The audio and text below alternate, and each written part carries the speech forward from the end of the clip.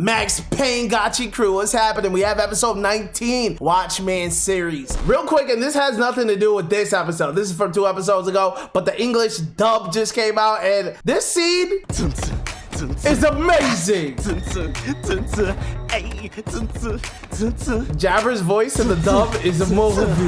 There's Gloopy Glue, Toxin, at the Nero, Toxin.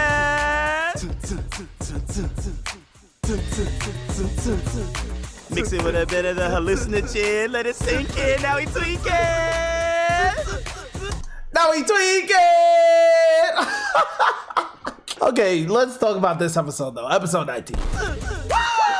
Man, oh man, this man Zoro. First things first, starting off this episode, we see his aura. He tried to create an entry into the Watchmen series. We see a little flashback. He has a little instrument. I don't know how he was doing this. Was he just giving an object some love and affection and care for an extended period of time? What makes an item a Watchmen series item? Well, we do know the answer to that. I'll be talking about that in a little bit. Hold on, please wait. But Zoro's menacing purple aura. Oh my God, I'm afraid of this guy right now. And he explains that during his experiments to try to create an entry into the Watchmen series, he ended up creating an artificial trash beast powered by vital instruments. One thing I want to mention real quick in terms of comparing Zoro to Rudo would never, it seems, just throw out an item. He cherishes items for what they are. And we see during the flashback, Zoro in his experimentation phase, he wasn't able to create this vital instrument, so he just threw it in the trash until it became the core, or so it seems, of a trash beast. This episode was big on flashbacks. We see Rudo and Recto, their time together. How Rudo was in pain until Recto gave him the gloves. The way I'm analyzing these scenes is like, Recto has a piece of the Watchmen series, the book. That, by the way, Zoro, I don't think knows about. He knows about the shoes, the gloves, and his coat, but he did not mention the book. Learning the lore about the Watchmen series, which are items that all belong to one person of immeasurable power, apparently. I don't know how many are in the series currently. We know of 4, but there could be more that even Zoro doesn't know about right now because he did not know about Recto's book. But yes, but speaking of Recto, there has to be more to this man, because how does he just have the Watchmen series book as well as the gloves? And when he gives the gloves to Rudo, it kind of seems like a last resort thing. Hopefully these gloves can heal him from what's afflicting him. He goes, I don't know how much help these will be, but they should at least help your hands. Was he talking like that because he knew there was innate power within them? Just a couple questions I asked myself in terms of Recto. Is he even really dead? What is inside of that book, by the way? That could have been why the angel pulled up to the sphere and specifically targeted him and got that book. There's a lot of questions in my mind that only will be revealed with time. Please, nobody spoil. We learn even more lore through Zoro about the Watchmen series in terms of the items being so powerful that most people would go insane. And the fact that Rudo didn't means there must be a part of his humanity that he lost somewhere. Even Amo, when she talks to Rudo, she kind of explains how they have that similarity together. As the shoes are in this red, as the Watchmen series shoes energy is being absorbed by this red core thing that I had no idea what it was, Zoro, his aura is just going crazy all over the place as he reveals his plan to take action against the sphere. Currently, where everybody is inside of an artificial trash beast. The shoes are giving energy to the core. The core has been harnessing energy from people's vital weapons, the amana of them, to awaken the trash beast. And we're inside of the trash beast. And the trash beast is a huge beast with wings that Zoro plans to fly across the border on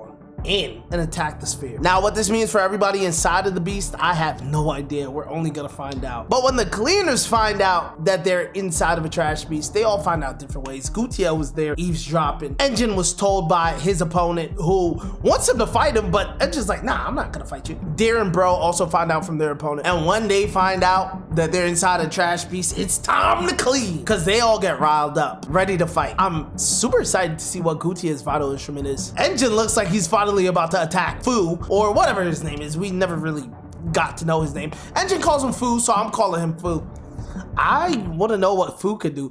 There's just this feeling I get, not knowing what someone's powers are, that makes me so excited. That being said, we get to see Deer and Bro in action. Deer talked, by the way, when he said the name of his vital instrument, Centralian. Bro's vital instrument was this cloth that I don't think we saw the full extent of it, but he uses it to not only wrap up his Raider opponent, but launch Bro. And Bro starts punching on the wall. At first, it seems it's not doing anything, but then his punches get stronger and stronger. And that's the power of Centralian. It could be deeper, but that's what it seems. He drains the energy from whatever he's hitting, and his attacks get stronger. Dear, oh my God. Woo, I know the fights are about to go crazy next episode, and I cannot wait. Honestly, Gachiakuta, it's getting better and better as each episode comes out. I don't want this to end. I'm putting this episode in S tier. I have to. I dropped 17 and 18 on y'all last time, so I have to see what y'all had to say about episode 17. Snorlax, what's happening? Bro emoted on our boy. Dude, the say just watched that scene. I love Jabber, man, but he shot up. Blue Roses, what's up? I have that song Jabber was singing stuck in my head now. Dude, now that I saw the English dub version, that is stuck in my head now. That is stuck in my head. Now he tweaking. Jedi, what's happening? Sorry for the following wall of text. Interestingly, the Hellguard are the police force for humans and made up of non-givers. They see being a giver as limiting yourself to only one weapon and look down on. Oh wait, really? I thought the Hellguard was just, they want to protect humans. The cleaners and the Hellguard have an uneasy working relationship. The Hellguard need them because they are the only ones that can kill trash beasts. Zonka joining the cleaners and not the Hellguard in the end was a big deal since his family pretty much runs it. Wait, Jedi, you might be giving me too much lore right now. You might be giving me advanced lore that I should not know yet. I'm an anime onlyer. I like Zonka as a character, but what I do like even more is the subversion of the trope, common and shonen. The good guy's about to lose a battle, we get their story, then they get a power up. Yes, I did really enjoy that moment as well. That was fire. This is the harsh reality that sometimes hard work cannot beat someone gifted. What makes me love Zonka even more though is that he might lose, but he still gets up and trains harder for the next battle and doesn't give up. Zonka is a beloved character because a lot of people can see themselves in him. No, I definitely feel that. Sometimes you can work and work and you still freaking lose, man. That's so true. But the only time you really lose is when you give up. So never give up. Episode 18, Snorlax. Yo, thank you for the comment, bro. Every comment really helps. I appreciate you guys so much. As the community just grows, it's fire. Blue Roses, Rio shot me by pulling out the gun. The fight was so good. Yo, you're not the only one. You don't even know.